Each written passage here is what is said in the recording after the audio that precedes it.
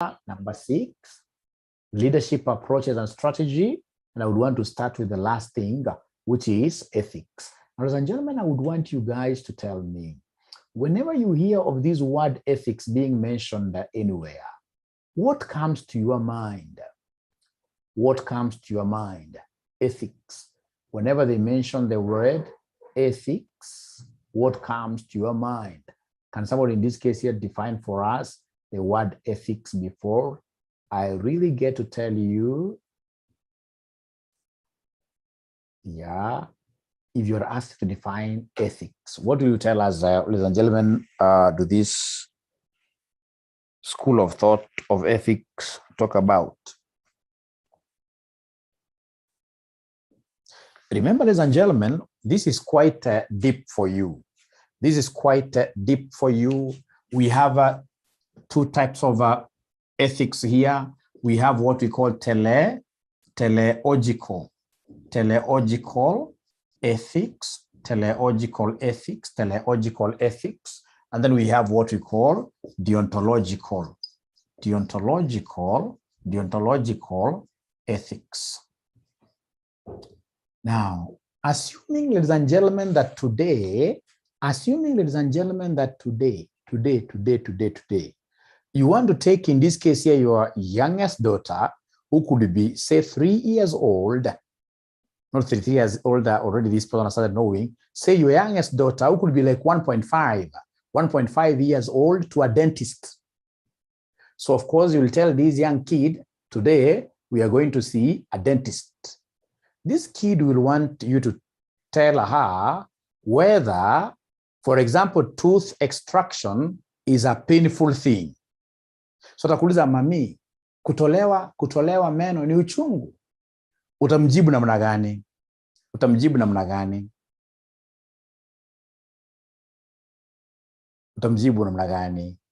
Utamwambia hapana. Now, ukimwambia hapana, is that ethical? Because for sure you know that this thing is painful. Is it ethical? Because ethics is all about being honest.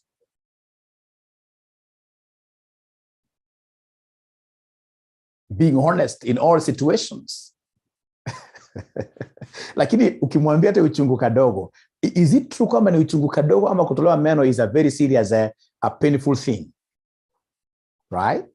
So in this case here, ladies and gentlemen, at times, we may be required to be a little bit dishonest so that at the end of the day, what matters is the end. The end in this case here will justify the means. So long as in this case here we've got some means to an end. What do we want to achieve? So then if that is the case, then that school of thought of ethics is called teleological. At times, in this case here, I may be forced to lie simply because I would want to achieve some objective which is good. You see, the end of it is good. I would want this kid here to heal up. Right? The end is good, but in between here, the conduit here may not be right. Remember this story, ladies and gentlemen. Yeah, we shall give you the handout. Don't worry, shall give you the handout. Remember this story of some gentleman. This gentleman, the gentleman here that I'm talking about, is all over in the media. I'll be able to send you a clip of this guy. This guy had a sick wife. The wife had some finite number of days she could live. She could only, in this case here, elongate her life on this world if she got some specific drug. So this gentleman wanted her wife, of course, out of the love he had for the wife, wanted this wife here to stay with him for a longer period. She had cancer, terminal disease. So she went to hospital, diagnosis, cancer, rare cancer, and the type of medicine she needs is found in this particular chemist.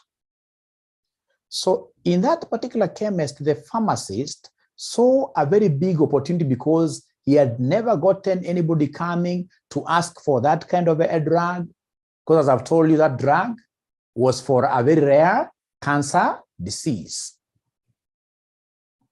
And it was the only drug. So then this guy the pharmacist told this husband of this great lady who was almost going to the drain, 6 feet, and unfortunately, so he told this guy, yes, the drug is available, but how much? $1 million US. $1 million US. This was a poor man.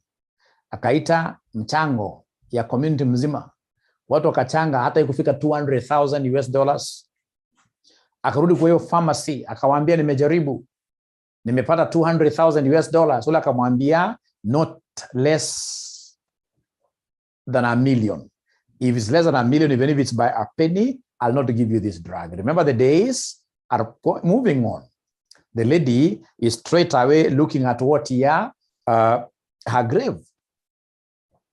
So jamaa akasema kwani iko nini? Akaenda usiku kwa hiyo chemist, alikuwa shawana mahali drug imewekwa, akavunja, akaiba ile dawa. Kapatia mama, mama alipokunywa kweli, akarudi uhai vizuri. Akapata nguvu vizuri. Right? So of course, the following day pharmacy alipofungua, akapata chemist imevunjwa, akaangalia dawa, akapata dawa kuna. The suspect ilikuwa nani? Yule jamaa. Katafuta polisi, jamaa akawekwa ndani. Akapelekwa kwa judge. So jamaa akaelezea judge, hakukataa, akaambia judge exactly what happened and why he had to steal. So wewe ukiwa judge, hebu hukumu jamaa. Hebu utamhukumu vipi? What kind of judgment are you going to pass against this guy?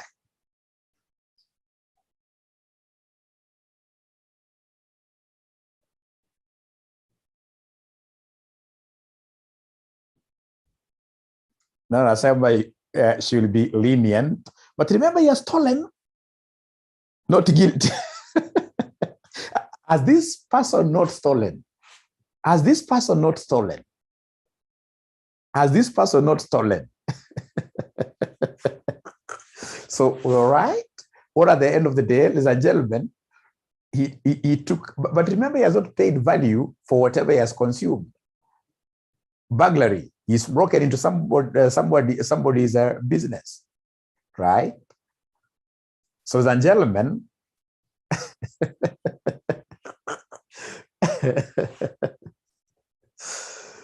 ule mtu alijibu swali vizuri, yule aliniambia kwamba actually the best person to be jailed here is the pharmacist.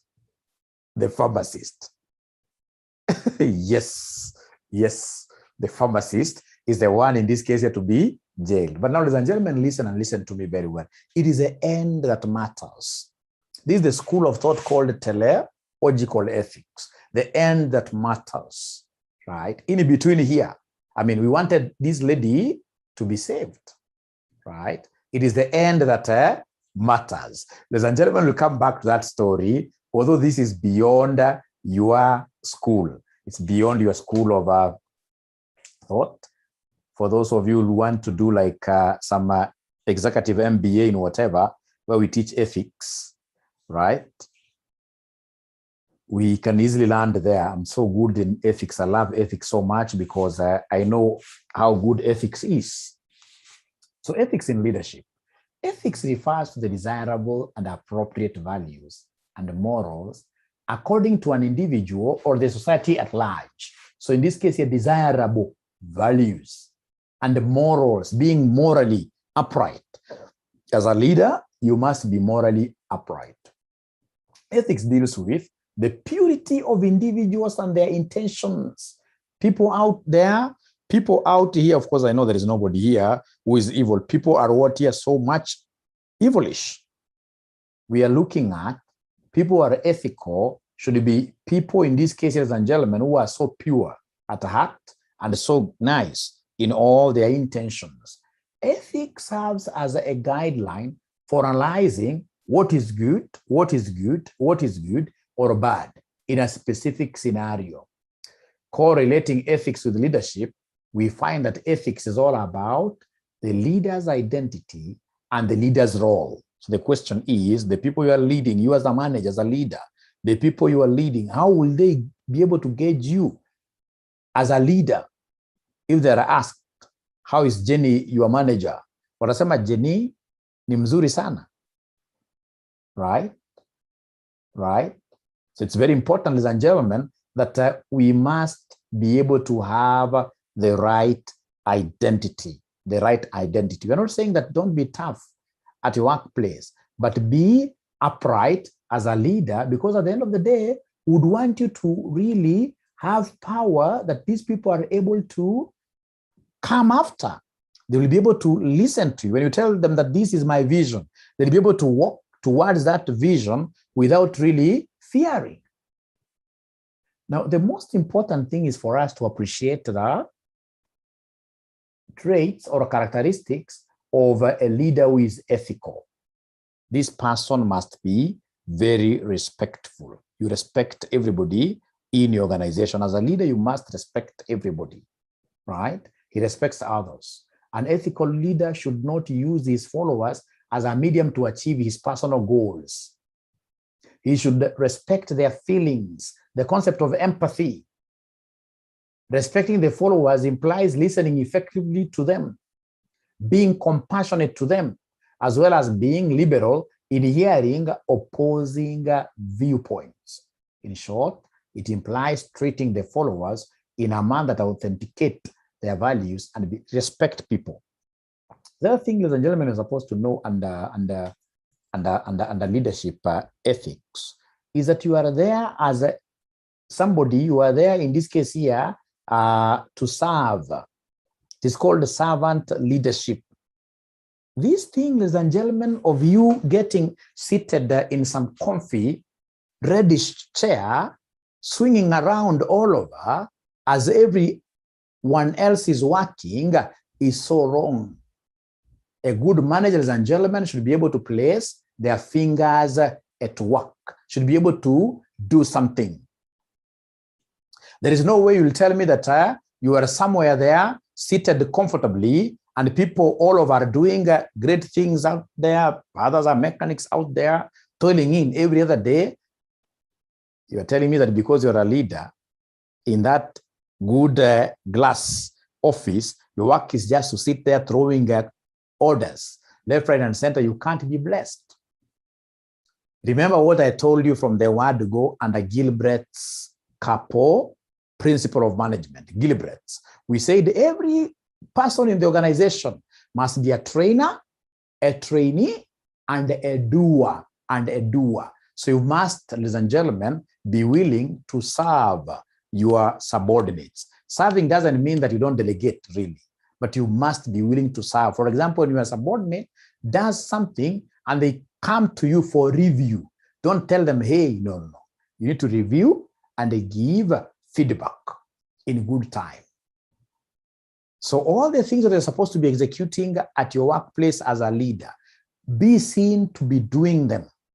Be seen to be doing them. And that now separates between leaders, in this case here, like the company I always talk about, the one where I work under some Swedish managers. Those guys are very ethical, right? They know what is required of them, right? They know how to ask for work to be done from their subordinates. When I compare there and other places I've worked in the past, where we have got African leaders, ladies and gentlemen, most of us, in most cases, we are so disorganized. Would expect, ladies and gentlemen, our subordinates to do everything for us, including our bag. When it comes in this case here in the evening, we've got to go home. That there must be somebody, and at times this person could be older than you, simply because he's a messenger, that this person has to carry your bag from your office to your car. No. Don't use people like you stepping on them as if they're what your mats. No, that is unethical. That's not allowed. So in this case, ladies and gentlemen, I'll tell you, that's a good question. I'll be able to tell you, ladies and gentlemen, justice. Be fair, be just. In this case here, ladies and gentlemen, be impartial. Be impartial. Ukipata watu wawili, these things happen every other day. Watu wawili wamekimbia kwa ofisi yako, your subordinates wamekimbia kwa ofisi yako mbio, wanaleta allegations hapa na pale. Please listen to all sides before you make a decision.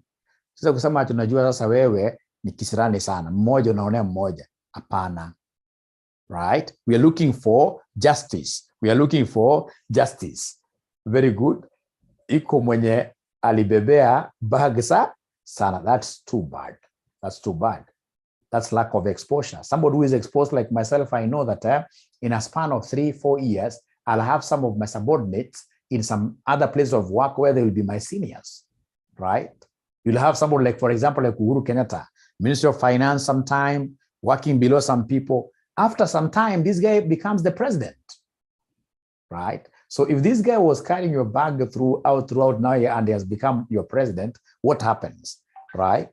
So the concept of building other people, building communities is quite a nice thing for you to think of. To think of. Don't be a person, ladies and gentlemen, who destroys value. Don't be a person, ladies and gentlemen, who destroys what you value at the workplace. You're building people, you're building your staff, you're building communities around you. That is something that is right for each one of us to do. However, ladies and gentlemen, when we talk of leadership for our case here, there are things that I would want you to always remember. Things that I would want you to always remember. The ethical principles of accountants. Ethical principles of accountants, as spelled by us, or rather for us, by ISPAC.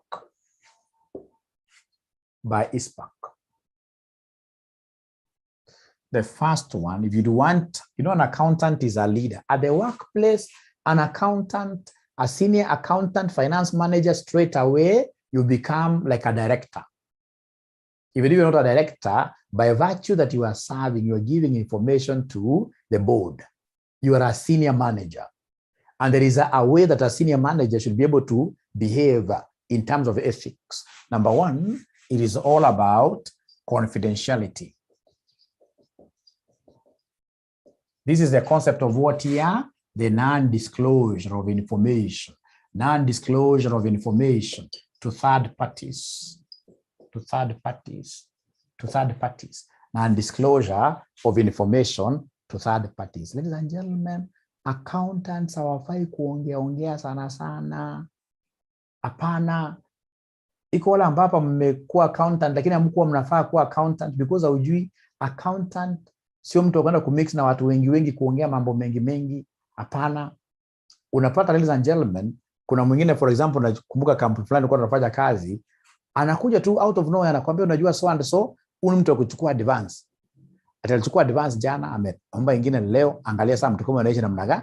Once you start hearing yourself talking like that, then know straight away that you are not meant, ladies and gentlemen, to be an accountant. An accountant, even during your burial, we should be able to bury you with a lot of secrets of the company. Lakini kwa mwingine, akiwa na kitu kadogo kama anawashwa, wewe hukufaa kuwa accountant. Kama hujaambia watu 10 aufurahi. Accounting is all about what here somebody non-disclosure of information to third parties. And in case, ladies and gentlemen, you need to disclose information to third parties, there is that formal channel of whistleblowing you are supposed to follow. And that is why the Masai Mara heist never went on very well. That gentleman, as we speak today, actually alipata kazi tu juzi, he was jobless for some time. The Mara heist. Not that he did something wrong to disclose. The only thing alifanya makosa zaidi is the fact that when he thought of disclosing whatever theft that was going on there, he thought of just calling the media people. That is not how accountants behave. That's not how accountants here channel their grievances. There is always a way. You can think of, for example, your professional body. Get legal advice, right? There is a way. When you call upon like citizen media to come and air some of these stories, then they will be able to air those stories very nicely, juicy to people out there. They'll be able to promote whatever companies want to be promoted because they've gotten a story to tell. But at the end of the day, when the gentleman was being fired, Citizen was nowhere to help him. right? So confidentiality is a key thing. Number two, I've seen somebody remembering this, the concept of integrity. The concept of integrity. Integrity is all about being open and straightforward. Straightforward, straightforward, straightforward in all your dealings. In all your dealings. Always put all your cards on the table. Si tunapiga na wewe deal. Not even deal, tunataka kuandikiana contract, lakini uko na ka special card umeficha. Ndio sasa mtu akwambia na kufichia white.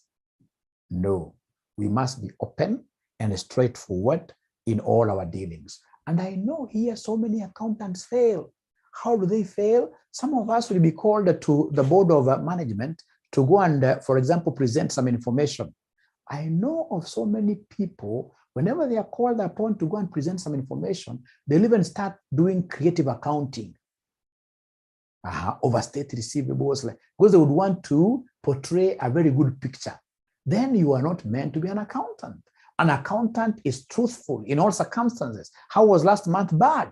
We never got any customer.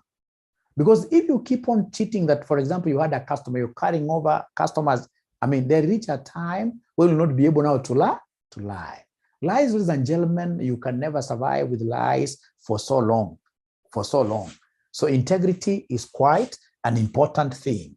Number three, ladies and gentlemen, we have the concept of what here? Objectivity. Objectivity is all about what here? Independence. Is all about independence. Is all about independence. Is all about independence. Right? Just like the example that I gave you. Ladies and gentlemen, we must exactly know that we should never try to take sides without really listening to both parties. So we must be very objective in whatever situation that we find ourselves. We must be very objective in whatever situation that we find ourselves. We are independent. When you are independent, ladies and gentlemen, it means that your pendulum can swing to either side depending on the evidence that is provided to us. The evidence. So it's evidence. Call upon witnesses, etc. So it means that if I get good evidence suggesting that this particular party so my pendulum should be able to swing there. So it's free. It's free. So I must be very objective in whatever that I do. Right? In whatever that I do. Right? Number four, I saw somebody talk over professional behavior. Professional behavior. That is what we call professional behavior. Ladies and gentlemen, remember, the way you behave as a leader in that company of yours should be in a way that at the end of the day, we shall have even the other leaders' credibility going up. People know that leaders of this company are good. How do we behave? Here, so many leaders down. So many leaders, ladies and gentlemen, they do not know in this case here how to handle what we call emotional. They don't have this emotional intelligence. They are not intelligent emotionally. Right? Hapa kuna a lot of misbehavior at the workplaces. Kwanza kwa universities ambazo nimefunza, misbehavior 100%. But the fact that you are a senior, for example, a senior gentleman somewhere, so you believe that any other lady who is around there should be yours. That is misbehavior. That's misbehavior. You need to know. Emotional intelligence is something that is quite important. Look at what, for example, is happening to the Ndishu brothers. Makosa kidogo tu, kutojizuia kidogo tu. Now the guys will be reduced to nothing. Right? And what are you chasing after all? How you behave here is so important. Don't discredit leadership in your organization. Now, this thing that I'm talking about, do you normally see it at your workplace, or I'm speaking my own things here? The thing that I'm talking about. You also know that there are some ladies also who are not very good, but the thing that I'm talking about here, is it there at the workplace? They're quite embarrassing, right? Quite embarrassing. Quite embarrassing. It puts you at a very compromising. How will you be able to continue leading now that lady after she tells you no? And maybe even goes ahead and escalates the matter. How will you look like? Right?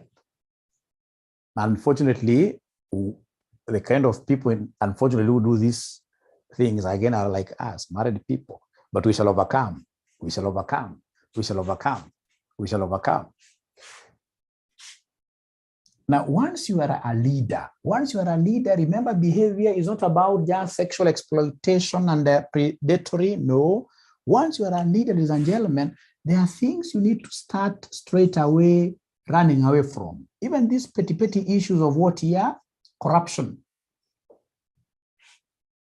Even if your juniors are doing them, wewe waachana na hiyo maneno kabisa. Ati mtu amekuja namna hii anakudunga ka 50.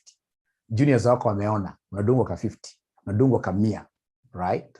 Ati kwa kampuni yako inajulikana kwamba huyu leader ati lazima aweze kuona invoice ya supplier, ati lazima upatiwe 100,000. Those are bad things. As a leader, we must know how to live within our means. Leadership, ladies and gentlemen, as I keep on telling you, is all about what your sacrifices.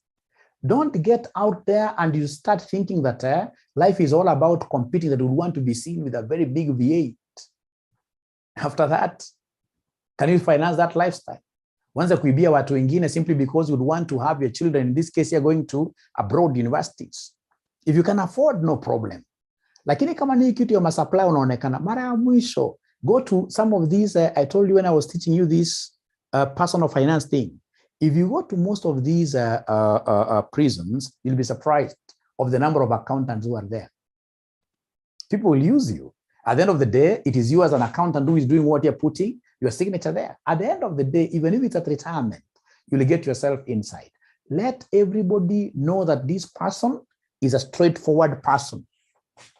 Don't misbehave. When you misbehave in such ways, ladies and gentlemen, straight away you are discrediting the entire organization. Let not you be known on issues of corruption. Ladies and gentlemen, most of these things I'm about to pursue in this world, they are vanities. When I was teaching you personal finance, tuliangalia nyumba ya Tuju. Mnakumbuka iko mwanafunzi hapa ameshaona nyumba ya Tuju kweli?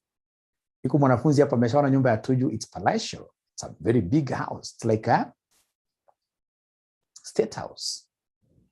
Amuongei sana leo. Amuongeza. Iko mwanafunzi hapa ashaona nyumba ya Tuju kweli kwa news.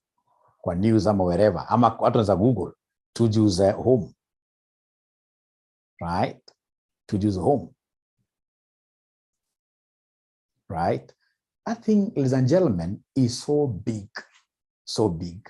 Lakini unapata mama kwa nyumba, anamwacha, anatoroka. Anatorokea nani? Askari. Askari who is a constable. Who is a constable. Ama mama anawacha Mutua, the governor, anaenda kwa Kajama akakuimba. So, and that is why I'm telling that these things, unafaa uziangalie very objectively from the word go. Now that I know most of you are still at your initial stages of starting careers. Usiingie mambo ya wizi. At the end of the day, these things are vanities. So, hata ukijenga nyumba iko na bedroom 12, can you sleep in 2 bedrooms at a time?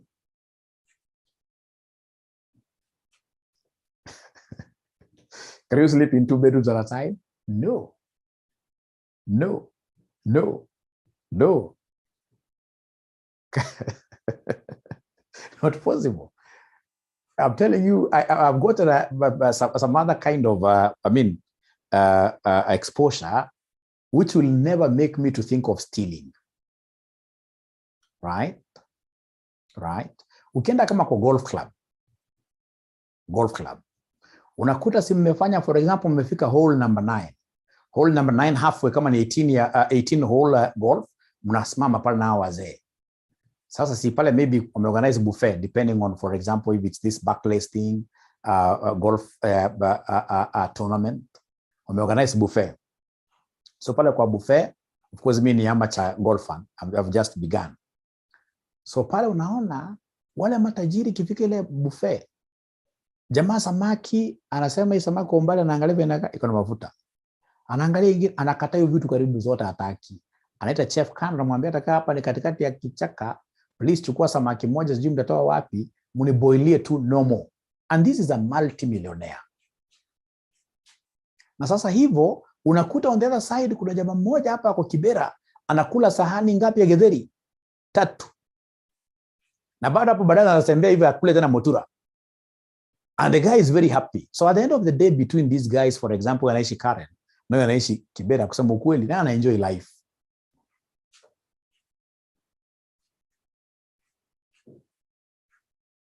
Am I telling my students in this case, ladies and gentlemen, am I telling, ladies and gentlemen, my students here to be lazy? No. The only thing that I want you guys to start knowing that it is okay to just be contented with whatever you are getting. It's okay, right? It's okay. You don't have to steal anybody's money, right? Unaenda, for example, unapata daktari. Daktari ameshaona huyu mtu kabisa ameenda kufa. Huu ni cancer case, ni very advanced, stage 4. The same doctor ameshaangalia hii hali ya huyu mwanaume ama hali ya huyu mama ni maskini huyu. Lakini the same doctor anatake ignorance ya family. Anajua stage 4 kuna mahali mnaenda. Anawaambia sasa tubuku huyu mgonjwa HDU, high dependency unit. Hata ule mbaya zaidi anawaambia tumbook ICU, right? Yule mgonjwa of course ICU namna hiyo unasikia bill mara mwisho imekuwa 4 million. Is that ethical? Na ukiangalia vizuri kwa hiyo bill unaona the doctor's fee hata ni kama 50%. Na hiyo uko background ametoka aonekani, mtu anaonekana hapa ni hospitali kidai pesa because lazima idai pesa mpaka yule daktari. And you are a leader. And you think in this case you will be alive for so long to continue eating. Right? So as a leader, if you would want to really be respected, professional behavior is a key thing. So once, of course, you finish your CPA and become members of this pack, you'll get Mwalimu here talking so much about what here? Ethics. Ethics at ISPAC. Number 5, we have what we call professional competence. So professional competence and the due care, here we only talk about what here? Continuous professional development. Hapana enda kuwa manager, hapana enda kuwa leader ambao ni malenge. Lazima ukuwe unasoma. You must strive to be ahead of your, of course sometimes they could be better than you in many aspects, but you're also supposed to be good in some aspects than them. So you must engage, ladies and gentlemen, in continuous professional learning. Even after you clear your CPA as a leader, every year, there must be something new you study. Every year, after you clear these things, for example, you have masters, etc. Start studying some of these small, like you can do a foreign language. Have something that disturbs your mind in terms of learning. So I hope, ladies and gentlemen, these ethical issues are okay now. I hope you'll be able to find your own way of even explaining them better. Can I move on to something different, ladies and gentlemen? Can I move on to something different, ladies and gentlemen? Yes.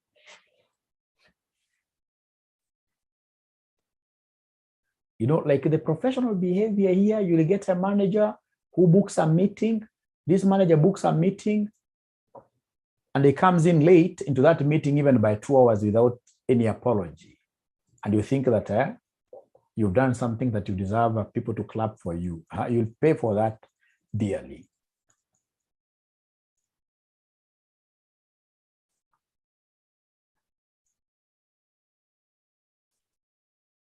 Now, ladies and gentlemen, there is something that I would want you to really look at here at your own time, which is quite key in your syllabus,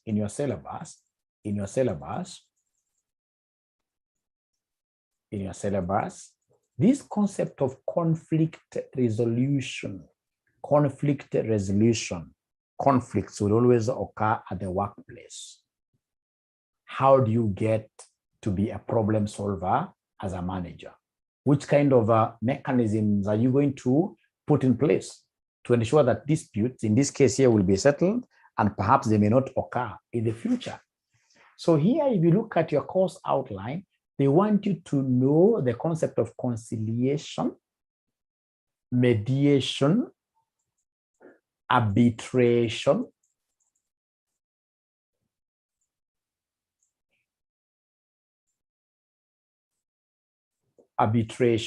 and the negotiations. Yes, negotiations. So I would want you to take a minute and tell me, ladies and gentlemen, what is the difference between arbitration? What is the difference between arbitration and the mediation? You must have heard of these terminologies out there. What is the difference between arbitration and mediation? Please, even if it's Googling, I would want to hear this from you. Arbitration and the mediation. Arbitration and the mediation. Because remember, it's conflicts between many parties.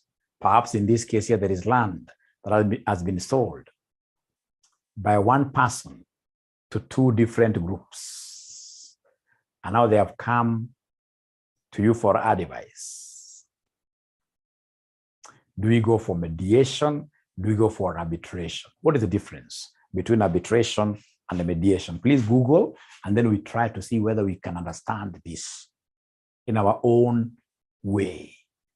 In our own way, what is the difference between arbitration and mediation?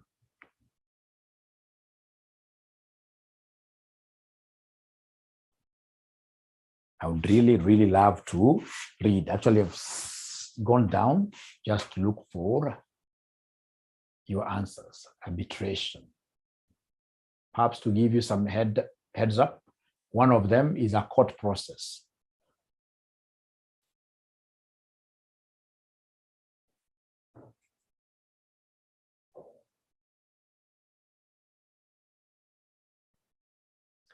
Very good, very good, very good. You see, like now we are being told a mediator helps parties negotiate a settlement that will satisfy all parties. A mediator does not decide a dispute. But when it comes to arbitration, an arbitrator is a judge. An arbitrator is a judge, ladies and gentlemen. Arbitration is more like a court out of what here, out of our judiciary, outside our judiciary, but it acts like a court. And that is why whenever an arbitrator makes a judgment, and one of the parties is unsatisfied, you don't go to the high court. You go to the court of appeal. You appeal in the court of appeal. So an arbitrator is more of what here, like a judge. And actually most of the arbitrators are registered what here, advocates. Mediation, of course, ladies and gentlemen, you are bringing together two parties, basically to give these parties a platform to vent. Perhaps these two parties have never gotten a chance of sitting down together so that they can agree between themselves. You're bringing these parties together, right?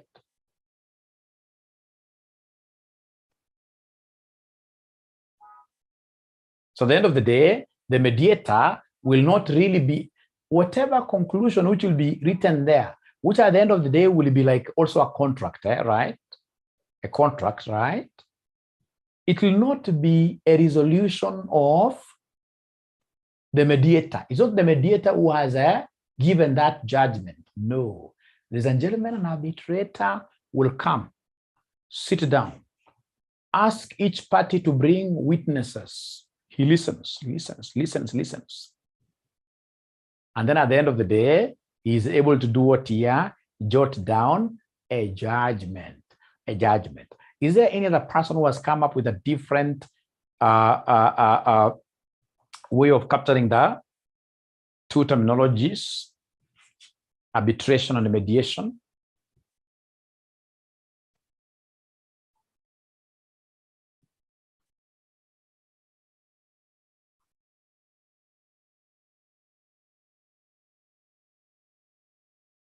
But they don't get so much tired. You'll be surprised. I'm going to leave you guys here live in very few minutes. Trust you me. I told you today's class is going to be very, very, very, very, very, very short and interesting. Interesting.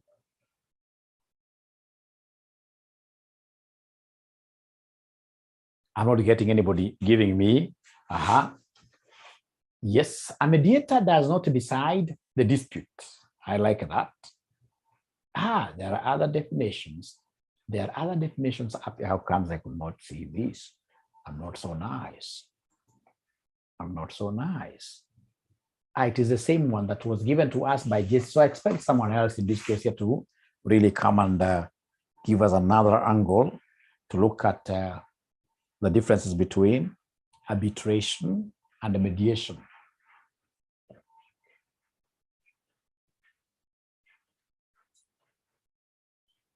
Arbitration and mediation.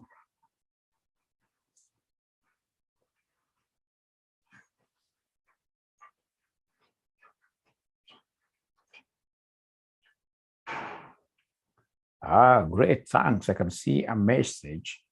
I can see a message. Now, this thing is all about, like I showed you yesterday, it's all about having a broad and a deep understanding. Once you have a broad and deep understanding, then things will be okay. Things will be so much okay. So we're being told here by somebody, arbitration is a formal process and can follow similar procedures to court proceedings, where witnesses can be called and evidence can be presented to argue the parties' respective cases. Is gone to conciliation is an informal process and normally involves a round table discussion. Thank you very much. He brought in something quite interesting called the conciliation. Conciliation. And the conciliation is quite informal, just like mediation. Conciliation, a conciliator will try to reconcile two parties. We shall put them on a round table. Again, for conciliation, we are basically giving these two parties, especially whenever, ladies and gentlemen, like couples, most couples will go through some conciliation process whenever they have issues. Whenever they have issues, they'll go through some conciliation exercise. So what is the difference then between conciliation, or are they the same, and the mediation?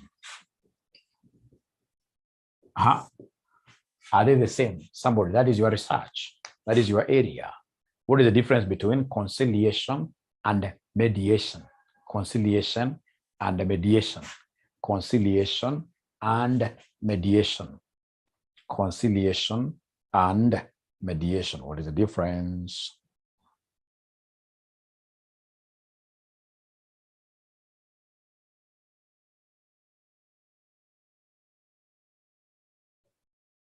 Please do your research. Conciliation and mediation.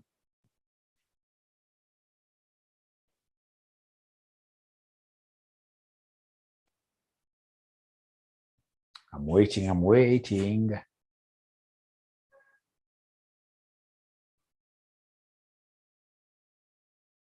reading here that mediation is the process of resolving issues between parties where third party assists them in resolving dispute, while a conciliation method in which an expert is appointed to settle dispute between what here parties.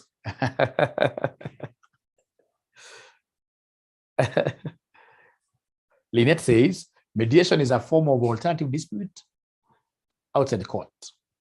Conciliation is a form of alternative dispute resolution method. It's a process of settling of dispute without litigation. It's an informal process.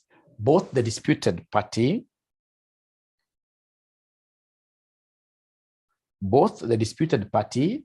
appoint a conciliator to resolve their dispute, and a conciliator tries to settle the dispute. Robert says conciliation objective is to reconcile through concessions, while in mediations, mediator guides the discussions. We are almost there, but not yet. Almost there. So again, sorry, I'm disturbing you a little bit. I know why. I'm giving you another 1 minute. Are they the same? Are they the same?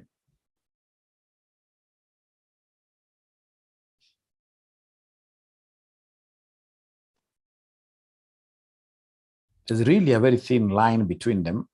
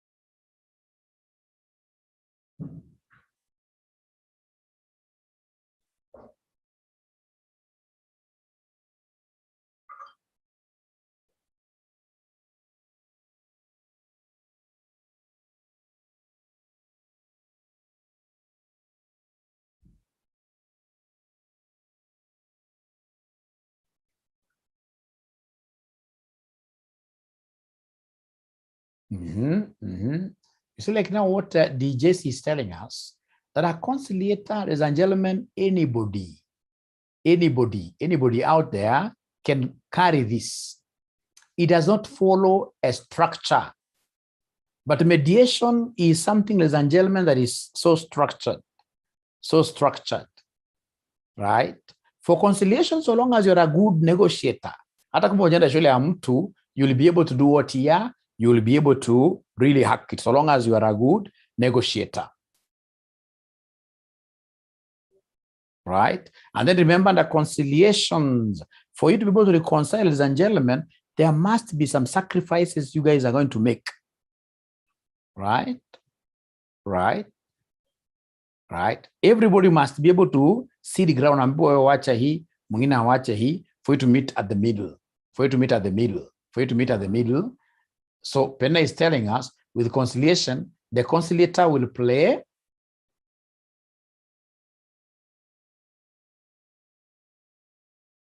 very good. Romba sasa ndio umeanza kujua. You see, conciliation, ladies and gentlemen, is all about being able to tell each of these parties here to see the ground. Where wacha hii, ule mwingine wacha hii. By the time in this case here we are coming to meet here at the round table, it's like we have already accepted. Right? But you see, mediation and arbitration are quite similar as well. Because under mediation, ladies and gentlemen, we're going to put these two parties together. Right? Only that arbitration is a high level. Whatever you agree there, at the end of the day, the arbitrator will be able to provide a judgment.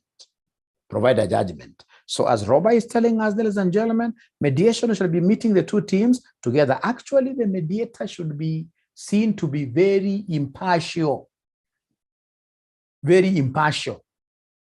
Lakini ya conciliator tunamjua ni kama ule wa ile game theory. Conciliator tunajua ameenda kuula akamwambia ule bla bla bla. Ameenda kwa wala akanegotiate now kando.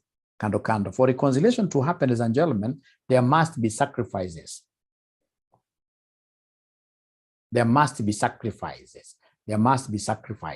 So I've already given you the handout. Ningetaka sana muende musome hiyo handout on those areas. I hope I've shed some light ambayo itaweza wasaidia katika understanding. Right. So especially hizo area ni common kwa exam: conciliation, mediation, arbitration. They are very, very common. The other thing that I would want you guys to appreciate as I leave you now, the concept here, transactional leaders and transformational leaders. Transactional leaders and transformational leaders. Hapa nataka unisikize vizuri sana. When we talk of transactional leadership, tunamaanishaje transactional leadership? Transactional, from the word transactions. A transactional leader basically is like a leader without feelings, right? A transactional leader basically is that leader who knows that there are two ways you can make a donkey move forward. Two ways. You can either act on this donkey from behind with a stick, it moves forward, or you go in front of this donkey and dangle a carrot. Please don't try that at home because donkeys love carrots so much, it can bite your hand. So dangle a carrot like this before the donkey, it moves. So for a transactional leader, ladies and gentlemen, I do not care. Mine is to ensure that my profits are going up. So then what I'll do, as I want all the transactions here in my company to be right, I'll give incentives to the employees. If these employees are able to hit my transactions nicely, I give them like bonuses. If they're not able to hit my targets, I punish them. To me, it is transaction that is everything. I want all my transactions to be right. Most football coaches are transactional leaders. Football coach anakuambia ukiscore ama ukicheza mpira vizuri, anakuambia for example utapata this bonus. Ukiharibu game, for example uende kwa any football game, mahali kuna coach strong, ati wewe uende ushike mpira na handball. ufanye in this case your team lose because of a handball. No matter what they'll do, they really punish you. Watapaka bench masiku mingi sana. Au mwingine anakuambia fanya sit-ups, maybe 100 to punish you. These are transactional leaders because to them, it is the end that matters. To them, they're not looking at, we have got people being involved here, right? It is the end. Hata kama utatoa damu, so long as the transactions are right, tukupatie zawadi yako, hata kama utakufa in the process, the end justifies the means. That is a transactional leader.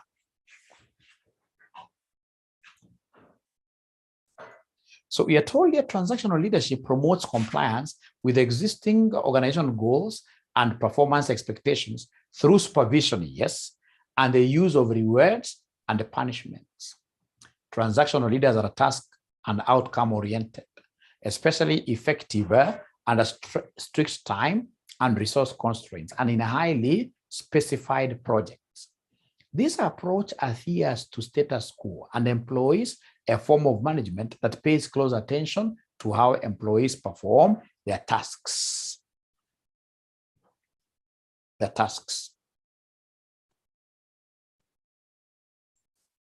Now, ladies and gentlemen, remember that basically the transactional leaders view employees to be still at these lower levels of Maslow's hierarchy of needs, lower levels, number 1, number 2, number 3.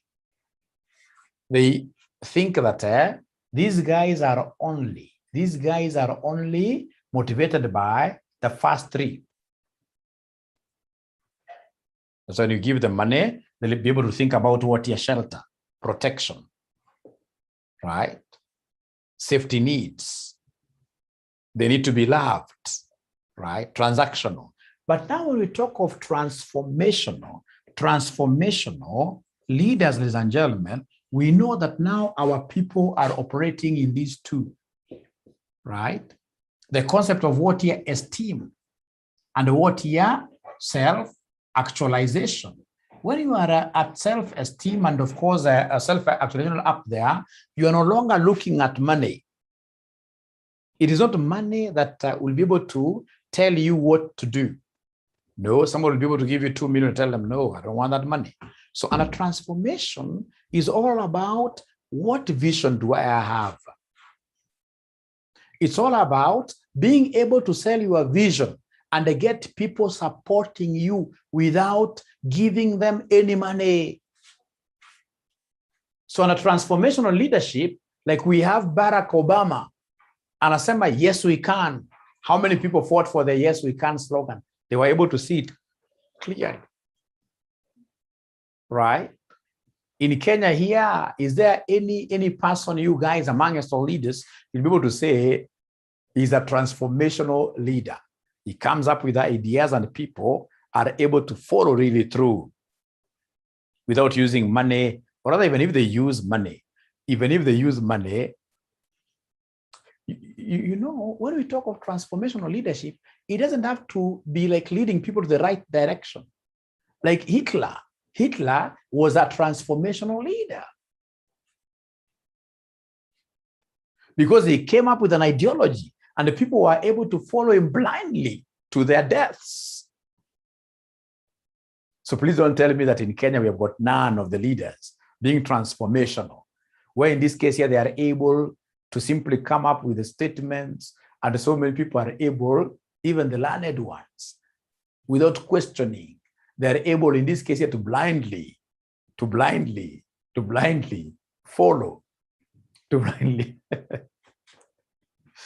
What I say about, but to me, I think it's Ruto. I'm not a supporter of Ruto, or rather, I wouldn't even take anybody's voters card, right? But there are those people who will come. You see, like, mtu anakuja anawaambia sasa vijana nita provide kazi 4 million, right? And he has been able to distance himself from the government that is currently drawing what year salary. Some amejea kwa shida hapo ni baba anasemekana ni ameharibu. Huyu ameharibu all through. I'm not against anybody. Please get my point here. My point is that this person has come up with a slogan. He's calling it what here? Bottoms up. As much as he's giving money, I'm aware that he is giving money in some places, but trust you me, kama kuna mahali nilienda hata nikashangaa sana. Hawezi ongea mbaya kuhusu Ruto, na hata hawezi amini. Yaani jamaa wanaona kama huyu jamaa akiingia hiyo kiti ni kama kutoka na free manna from heaven. I don't know.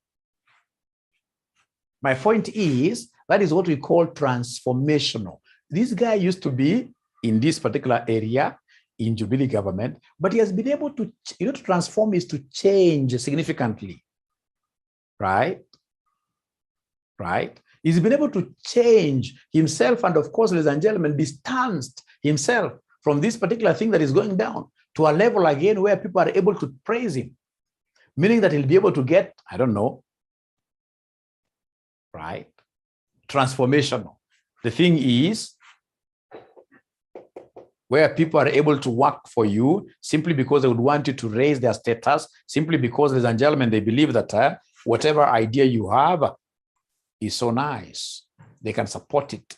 So you're told transformational leadership. Transformational leadership focuses on increasing employee motivation and engagement, and attempts to link employees' sense of self with the organizational values. This leadership style emphasizes leading by example, so followers can identify with the leader's vision and the values. A transformational approach focuses on individual strengths and the weaknesses of employees, and on enhancing their capabilities and their commitment to organizational goals. I'll be able to get, ladies and gentlemen, a better description for this. Let me see whether it's here. I don't believe these are very good. No. I'll be able to get something better for that. So that is one thing that I would want you even to go and help me in this case here to do what here? To research on.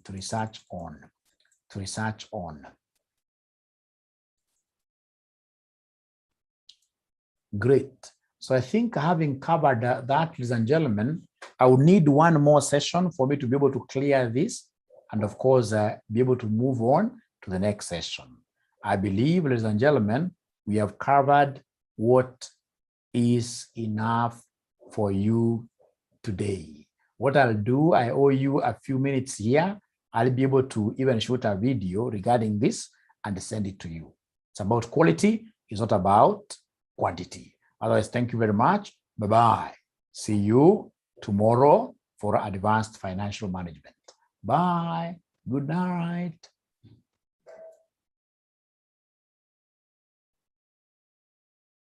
Yeah, the handout I'll send the handout to you right away after this. Yes.